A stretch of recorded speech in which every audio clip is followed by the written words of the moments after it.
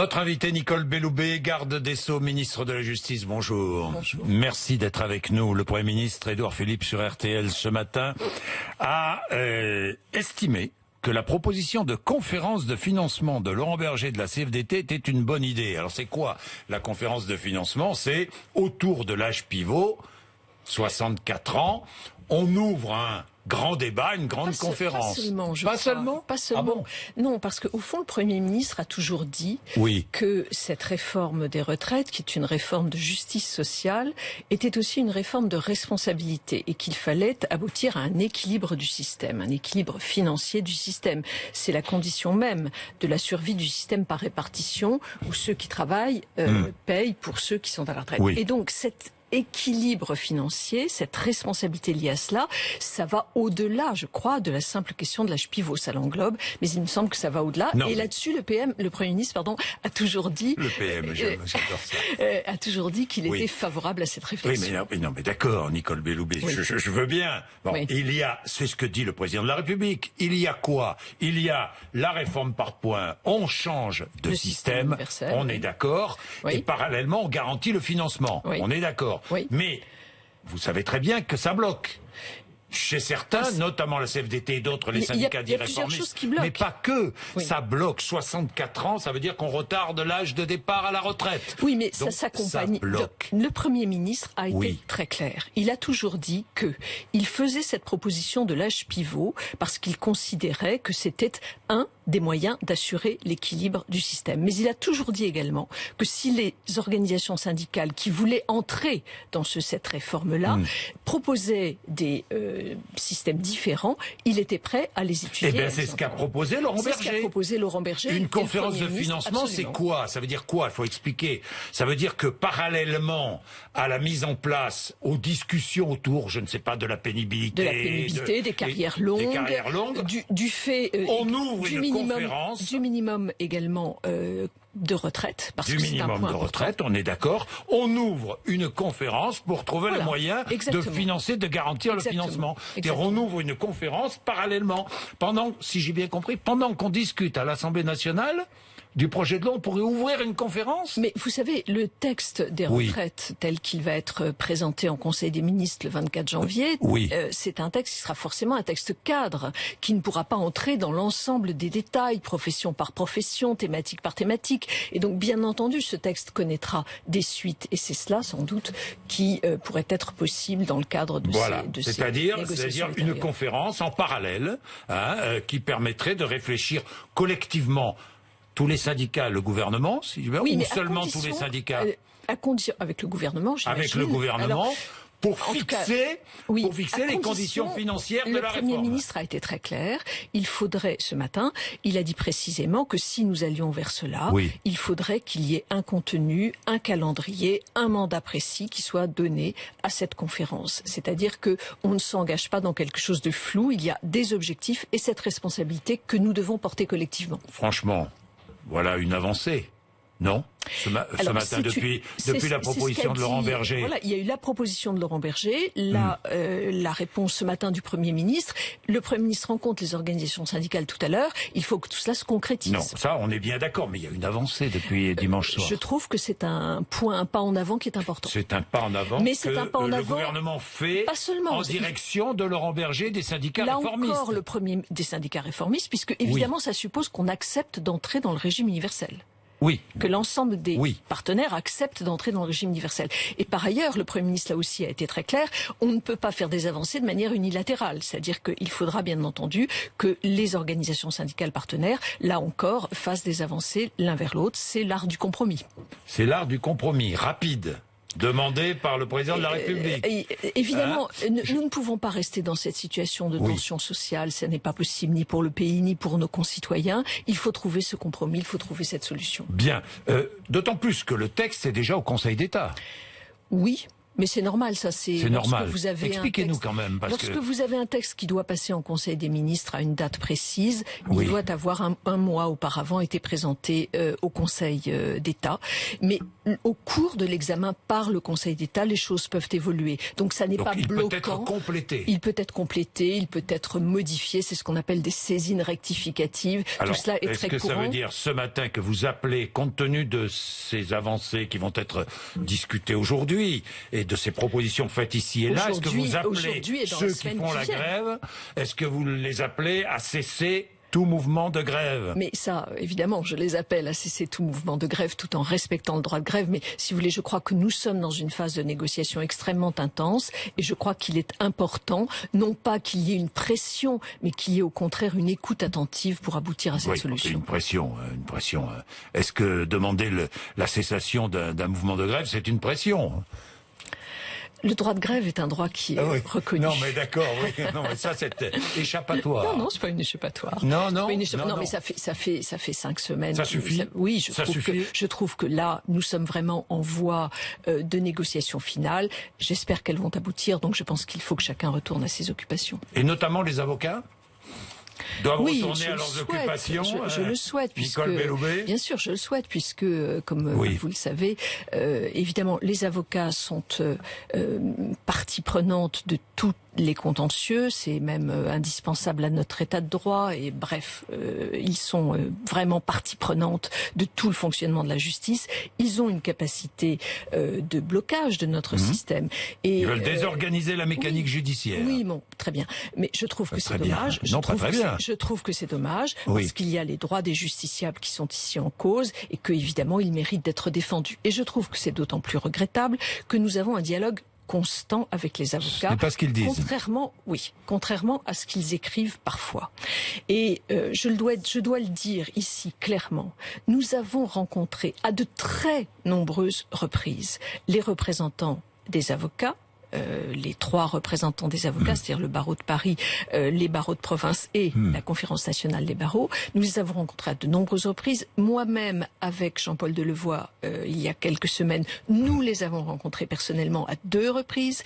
Ma porte est constamment ouverte. J'ai eu Madame Ferral-Schul, qui est responsable des barreaux. Je l'ai eu au téléphone avant-hier. Je lui ai fait des propositions de rendez-vous à nouveau. Donc nous sommes en dialogue constant et non seulement un dialogue formel, mais il y a des propositions concrètes qui ont été faites. Alors regardons, parce que voilà ce que disent les avocats. Pourquoi ce gouvernement n'entend-il que les professions qui bloquent ou qui menacent de bloquer la France? Mais non, mais c'est pas vrai. Ça n'est pas vrai. Personnel navigant de l'aérien, les routiers, les marins. Ça n'est pas exact. Si je prends mon ministère, les surveillants pénitentiaires n'ont pas bloqué les surveillants pénitentiaires ont été entendus. Ils n'ont pas bloqué. Non, mais ils vont conserver. Ils vont entrer dans le régime universel. Non, ils vont entrer dans le régime universel et on prendra en compte la dangerosité de leurs fonctions. Comme cela a été exprimé pour les avocats. Nous avons fait des propositions importantes. Ils ont une caisse autonome, un régime autonome qu'ils ne veulent pas perdre. Ils disent qu'ils ont un régime autonome, ce qui est absolument exact. Et donc, par principe, ils formulent l'idée qu'ils ne veulent pas intégrer le régime universel. Ils disent le régime universel, d'accord, mais pas pour nous. Mais dès lors, ça n'est plus un régime universel. Il faut entrer dans le régime universel et je leur ai proposé de faire évoluer un certain nombre de critères pour évidemment que ça ne les pénalise pas. Les cotisations hors retraite pourraient diminuer pour compenser la hausse des cotisations retraite. Nous avons dit qu'ils garderaient leurs réserves. Nous avons également dit que la transition pourrait être très longue et nous sommes ouverts à d'autres propositions. Tout cela leur a été dit et l'ouverture que je dis aujourd'hui, que je formule à nouveau aujourd'hui, elle est réelle. Donc, je souhaiterais, plutôt que de bloquer le fonctionnement des juridictions, qu'ils puissent venir à notre rencontre pour continuer à dialoguer. Oui, ils disent les cotisations passeront de 14 à 28%. C'est ce que je suis en train de dire. Pour éviter cette... Pour ceux gagnant moins de 40 000 euros par an, c'est ce qu'ils disent. Donc je réponds, Jean-Jacques Bourdin, je réponds à cela. Vous me laissez terminer. Je réponds à cela que puisque les cotisations retraite augmenteront, nous allons baisser les cotisations hors retraite. De la sorte, l'augmentation sera moindre. Évidemment. Par exemple, pour le système des avocats, mais non pas à zéro. Laissez-moi terminer. Oui. Pour l'avocat qui gagne 40 000 euros, ça pourrait faire une baisse de 8 points, qui est évidemment très importante. Si nous ajoutons à cela la transition longue, si nous ajoutons à cela le fait que nous pourrions prendre en charge d'autres éléments qui viendraient abaisser ces cotisations, je pense qu'il y a de quoi négocier. Mais ils disent, avec notre caisse, la retraite est au minimum de 1 416 € par mois. Et alors, qu'est-ce qui nous empêche de mettre en place un système de solidarité? Cela, nous sommes prêts à en discuter avec eux. C'est tout à fait possible. C'est-à-dire solidarité? Bien, les 1 400 € par mois que vous évoquez là, c'est une forme de solidarité puisqu'ils garantissent finalement aux avocats qui auraient le moins de revenus, ils garantissent cette solidarité minimale des retraites. Qu'est-ce qui empêche de réfléchir à un mécanisme contributif pour les plus hauts revenus des avocats qui nous permettrait de rendre bénéficiaires les avocats qui ont le moins de revenus au moment de leur retraite? Tout cela est à construire, c'est cela que je veux faire avec eux.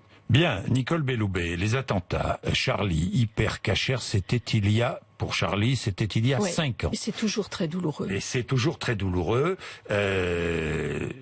Les procès auront lieu au printemps. Oui, au mois de mai. Oui, absolument. De mai jusqu'à juillet. Oui. De mai jusqu'à juillet. Oui, parce qu'il y a... J'ai une question à vous poser. 5 ans après, qui ose aujourd'hui encore critiquer les religions? Est-ce qu'il est encore possible de critiquer les religions? Vous voulez dire comme je le faisais, comme le fait Charlie Hebdo? Est-ce que c'est encore possible? Est-ce que ça a évolué? Je trouve que ce doit être toujours possible. Parce que je crois qu'il y a une forme à la fois de respect que l'on doit avoir par rapport à la liberté de conscience et à la liberté de religion, c'est dans notre Constitution, c'est dans notre Déclaration des droits. Mais je trouve en même temps qu'il ne faut pas perdre de vue un regard satirique qui fait partie de la liberté d'expression, qui est finalement le propre aussi des démocraties. Et donc, je trouve que cet équilibre-là doit être préservé, chacun devant comprendre de quoi il s'agit. Que disait le président de la République lors de ses vœux? Nous devons lutter avec détermination contre les forces qui minent l'unité de la nation. C'est ce qu'il disait. Je vois trop de divisions au nom des origines, au nom des religions. Bientôt, des annonces, début février. Oui, nous travaillons sur cette question du communautarisme. Oui. Alors, à la fois, je dirais sur un double volet, dans l'action et dans la répression. Dans l'action, parce que, au fond, dans les quartiers où les phénomènes communautaristes sont les plus présents, je pense que le Premier ministre le dira, le Président de la République également, il doit y avoir une action extrêmement puissante de l'État. Quelle peut être cette action? Faire travailler avec les associations, travailler avec les représentants de l'État. Parce qu'on ne travaille pas aujourd'hui avec les associations? Si, Jean-Jacques Bourdin. Franchement, les résultats ne sont pas là. Non, mais il y a peut-être à faire plus dans un certain nombre de lieux. Parce que la lutte contre le communautarisme est en panne. Non, je trouve que c'est excessif. Lorsque vous prenez les quartiers de reconquête républicaine, où il y a eu, je dirais, un coup de poing massif en termes de présence des forces de l'ordre, en termes de justice, eh bien les choses évoluent en termes d'éducation. Les choses évoluent. Mais il nous faut être, je crois, encore plus prégnants. Donc je disais l'action et également la répression. Alors la répression, ça peut être quoi? Je vais adresser dans les jours qui viennent des instructions aux procureurs généraux, aux procureurs de la République pour rappeler l'ensemble du panel qui existe en termes de répression pénale lorsque il y a des actions qui interviennent au nom de la religion. Mais par exemple, lorsqu'on contraint des femmes à faire telle ou telle chose, lorsqu'on empêche, lorsque les gamins ne vont pas à l'école, sont déscolarisés et suivent des enseignements sur Internet qui ne sont pas conformes à l'idéologie républicaine. Les parents seront pénalisés? Je ne dis pas que les parents seront pénalisés. Nous allons travailler vraiment pour que nous puissions, mais pourquoi pas d'ailleurs dans un certain nombre de cas, nous allons travailler vraiment pour qu'il y ait un coup de poing et des actions. Un coup de poing, vraiment? Oui, je crois que c'est important. Début février, il va y avoir un coup de poing. Vous savez qu'il est temps. Si c'est début février. Vous savez qu'il est temps. Est-ce que vous avez été frappé comme moi par ce qui s'est passé à Metz? À Metz, les forces de police sont intervenus, ont neutralisé un homme qui s'apprêtait à porter des coups de couteau. Cet homme a été blessé. Eh bien, les habitants, des jeunes, s'en sont pris aux policiers. Parce que les policiers sont intervenus. Au nom du communautarisme. Ça n'est pas acceptable. Ça n'est pas acceptable. Les forces de l'ordre sont là pour faire respecter l'ordre républicain. Ça n'est pas acceptable. Oui, ça n'est pas acceptable, d'accord, mais c'est insuffisant, non? Ça n'est pas acceptable. Non, mais c'est déjà le constat de montrer que la République est présente partout. Ensuite, ce que je viens de vous dire à l'instant, il y a quelques secondes, est également très important, c'est-à-dire l'idée que sur certains territoires, nous ayons vraiment une action massive en termes de services publics, en termes de présence des associations. Ça se traduira par des annonces concrètes. Et lorsqu'on tue, la question est posée par certains et certaines, et je la comprends. Lorsqu'on tue au nom d'Allah, un vendredi avec un couteau, est-ce que l'excuse du déséquilibre mental tient? Franchement. Je vous pose la question. Les choses sont un peu plus compliquées si vous parlez bien sûr de l'affaire de ce qui s'est passé à Villejuif. Sarah Halimi. Et puis Villejuif. Et Villejuif également. Nous sommes dans un état de droit. Nous sommes dans un état de droit et dans un état de droit, on ne juge pas les personnes qui sont irresponsables pénalement. Je crois que c'est très important dans le cadre de cet état de droit. Quant à la définition de l'irresponsabilité pénale, c'est une définition qui est portée par des juges, dans des audiences publiques, où les parties civiles peuvent s'exprimer. Et donc, ces garanties de procédure sont, je le crois, la marque du respect de l'état de droit. Cela dit, si nous prenons par exemple l'affaire Sarah Halimi, et je reçois, en suivant votre émission, je reçois le grand rabbin pour évoquer ces sujets-là, la reconnaissance de ce que c'était un crime antisémite a été faite par les juges. Donc il y a une bouffée délirante suite à une prise de cannabis rend irresponsable. C'est-à-dire que si je prends du cannabis et si je suis en bouffée délirante, je peux aller tuer quelqu'un et je suis irresponsable. Il était au moment des faits. Traoré a été au moment des faits en première instance, puisque vous savez qu'il y a, par la chambre de l'instruction de la cour d'appel, puisqu'il y a un recours qui a été formé, il a été considéré par 7 experts comme ayant une bouffée délirante, et 6 des 7 experts ont reconnu que ça avait totalement aboli son discernement. Et donc, on retombe dans ces règles fondamentales qui font qu'on ne juge pas une personne qui est pénalement irresponsable.